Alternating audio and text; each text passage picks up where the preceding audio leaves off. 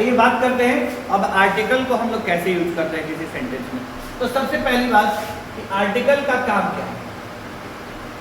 Article का जो काम होता है वो ये बताना होता है कि हमारा जो नाउन है वो डेफिनिट है या इनडेफिनिट।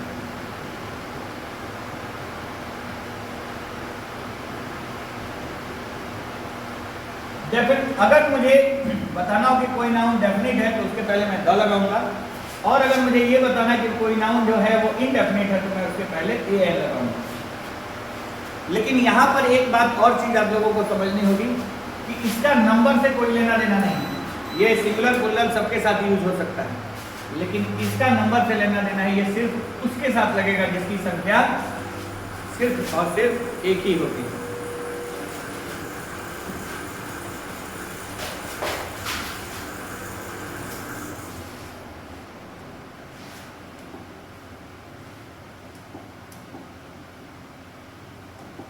अब देखिए, अगर मैं कोई आर्टिकल यूज करता हूं तो उसको यूज करने के लिए मुझे एक नाउन चाहिए, क्योंकि मैं कभी भी बिना नाउन के आर्टिकल यूज नहीं कर सकता। तो सबसे पहले ध्यान रहे कि अगर मुझे कोई आर्टिकल यूज करना हो तो मेरे पास एक नाउन होना चाहिए। अगर मेरे पास नाउन है तो मैं उसको कैटेगराइज करूंगा कि वो नाउन किस कैटेगरी का है। क्या वो नाउन प्रॉपर नाउन है, क्या वो नाउन काउंटेबल नाउन है, क्या वो नाउन अनकाउंटेबल नाउन है। अगर मेरा नाउन प्रॉपर है तो इसे यूजुअली किसी भी आर्टिकल की आवश्यकता नहीं पड़ेगी। क्यों नहीं पड़ेगी? क्योंकि प्रॉपर नाउन जो होते हैं वो खुद से डेफिनेट होते हैं। जब कोई नाउन अपने नाम से अपने आप से परिचित हो तो उसे आर्टिकल की क्या जरूरत है। और जब वो नाउन अपने नाम से परिचित है इसका मतलब कि वो हमारे लिए इनडेफिनिट नहीं है। तो जब हमारा नाउन हमारे लिए इनडेफिनिट नहीं है इसका मतलब ये है कि हमें उसके साथ कोई आर्टिकल लगाने की जरूरत नहीं है। यानी हम आर्टिकल तभी यूज करते हैं जब हमारा नाउन क्या हो, कॉमन हो और वो डेफिनिट या इनडेफिनिट में कैटेगराइज किया जा सके। यदि हम अपने नाउन को डेफिनिट या इनडेफिनिट में कैटेगराइज नहीं कर सकते हैं इसका मतलब कि वो एक प्रॉपर नाउन है और उसे आर्टिकल की आवश्यकता नहीं है। दूसरे नंबर पर है काउंटेबल नाउन। तो काउंटेबल नाउन की भी दो कैटेगरी होती है, सिंगुलर और प्लूरल।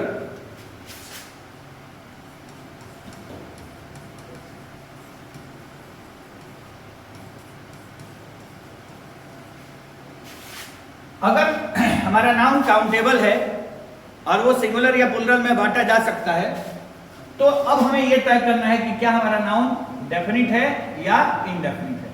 अगर ये इनडेफिनिट है तो हम इसके साथ ए या एन का प्रयोग कर सकते हैं, और अगर हमारा नाउन डेफिनिट है तो हम इसके साथ द का प्रयोग कर सकते हैं। अब आ जाते हैं प्लूरल नाउन के पास। अगर हमारा नाउन प्लूरल है तो हमें यह देखना होगा कि वो डेफिनिट है कि इनडेफिनिट है। अगर डेफिनिट है तब तो आप उसके साथ द लगाइए, लेकिन जब वो इनडेफिनिट है यानी हम जिसकी बात कर रहे हैं हम उसके बारे में उतना जानते नहीं है या पहले से कोई चर्चा नहीं हुई है तो उसके साथ फिर क्या लगाएंगे। क्योंकि इनडेफिनिट आर्टिकल तो हमारे पास सिर्फ एक ही है, ए एन, और इस ए एन को हम लोग वन के बराबर मानते हैं। तो जब ए एन वन की बात करता है तो वन के से ज्यादा वाली चीजों के साथ हम इसका प्रयोग नहीं कर सकते। तो इसका मतलब ये है कि हम लोग यहाँ पर कोई भी आर्टिकल यूज नहीं करेंगे। क्यों नहीं यूज करेंगे? क्योंकि नाउन हमारा प्लूरल है और इनडेफिनिट आर्टिकल हमारे पास सिर्फ एक ही है, ए एन, और ए एन जो होता है वो हमेशा सिंगुलर यानी वन के साथ लगता है। इसका मतलब प्लूरल के साथ उसका कोई प्रयोग नहीं होगा। अब बात करते हैं अनकाउंटेबल की। अनकाउंटेबल नाउन की स्थिति भी बिल्कुल प्लूरल नाउन की तरह ही है। अनकाउंटेबल नाउन का मतलब जिसे हम गिन नहीं सकते। अगर हम इसे गिन नहीं सकते तो भी इसे हम इस बात पे कैटेगराइज कर सकते हैं कि ये इनडेफिनिट है या डेफिनिट है। अगर डेफिनिट है तो इसके साथ भी द लग सकता है। क्यों? क्योंकि द का संख्या या मात्रा से कोई लेना देना नहीं होता है। लेकिन अगर इनडेफिनिट है तो इसके साथ भी हम कोई आर्टिकल नहीं लगा सकते, क्योंकि हमारे पास ऐसा कोई आर्टिकल है ही नहीं जो किसी भी अनकाउंटेबल या प्लूरल नाउन के साथ इस्तेमाल किया जाए जब हमारा नाउन क्या हो, इनडेफिनिट हो। चलिए इसको हम लोग कंटिन्यू करेंगे, आप लोग नोट कर सकते हैं तो नोट कीजिए।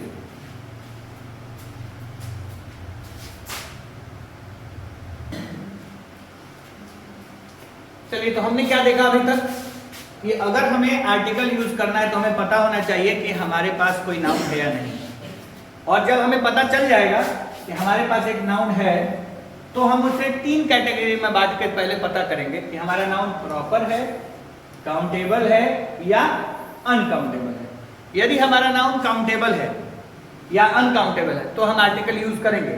अगर हमारा नाउन प्रॉपर है तो प्रॉपर नाउन के पहले आर्टिकल तब तक नहीं लगता है जब तक हम उसके बारे में इस तरीके से ना बात करें कि वो हमारे लिए कोई डेफिनेट या इंडेफिनिट का बिहेव कर रहा है। ठीक है, चलिए अब हम यहां से स्टार्ट करते हैं ये पता लगाना कि कैसे पता चलेगा कि हमारा नाउन डेफिनेट होगा कि इनडेफिनिट होगा। ठीक है, चलिए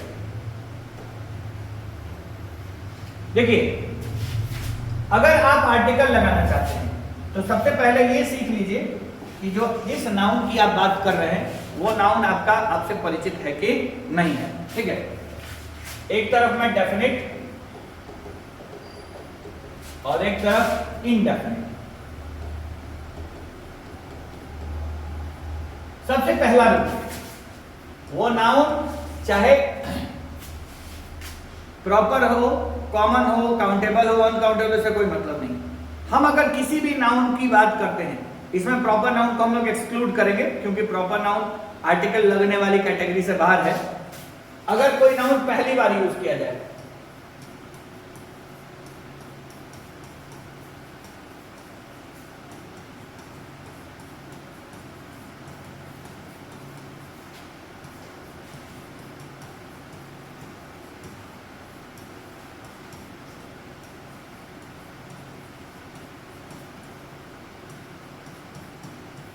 यानी कि अगर कोई नाउन किसी भी सेंटेंस में पहली बार यूज किया जाएगा तो उसे हम लोग क्या मानेंगे? इनडेफिनिट। और अगर उसी नाउन को अगर हम किसी कारणवश दोहराते हैं सेंटेंस में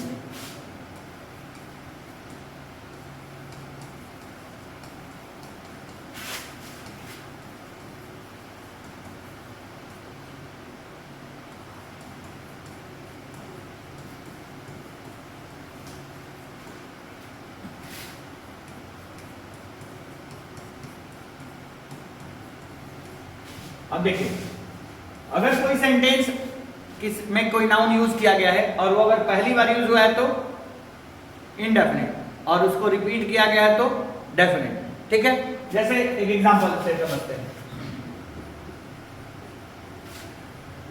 देयर वॉज अ किंग,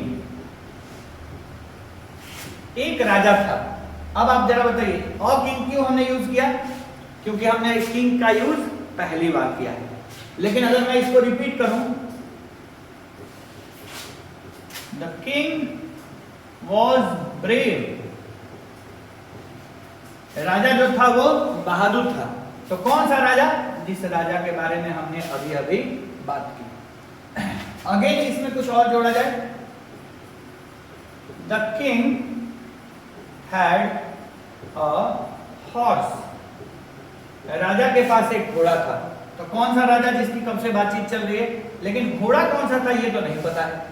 तो जब पहली बार हमने हॉर्स यूज किया तो इसके पहले कोई आर्टिकल नहीं लगाएंगे। अब फिर से इसको लिखते हैं, द हॉर्स वॉज ब्लाइंड, घोड़ा अंधा था। लेकिन एक चीज जरा गौर करिए, मैंने हॉर्स को रिपीट किया तो किस घोड़े के बारे में भी बात हो रही है? वही जो राजा के पास है। तो जब भी कोई नाउन अगर किसी भी सेंटेंस में पहली बार यूज होता है, वो चाहे काउंटेबल हो, चाहे अनकाउंटेबल हो, चाहे सिंगुलर हो, चाहे प्लूरल हो, तो पहली बार यूज होगा तो वो क्या हो जाएगा? इनडेफिनिट। और उसको रिपीट करेंगे तो डेफिनिट। इसमें भी कुछ ऐसे पॉइंट्स हैं, कुछ ऐसे केस हैं जब हम ये समझते हैं कि कोई सिंगुलर नाउन पहली बार भी आएगा तो उसके साथ हम लोग द लगा सकते हैं जब वो यूनिक होगा। चलिए आगे बढ़ते हैं। चलिए, जैसा कि मैंने आप लोगों को इधर जो पॉइंट बताया वो उसके लिए था जो इंडेफिनिट होगा, और जो उसके लिए था इधर मैंने जो बताया वो उसके लिए था जो डेफिनिट होगा।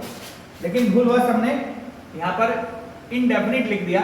और चलिए यहां पर हम लोग लिखेंगे डेफिनेट।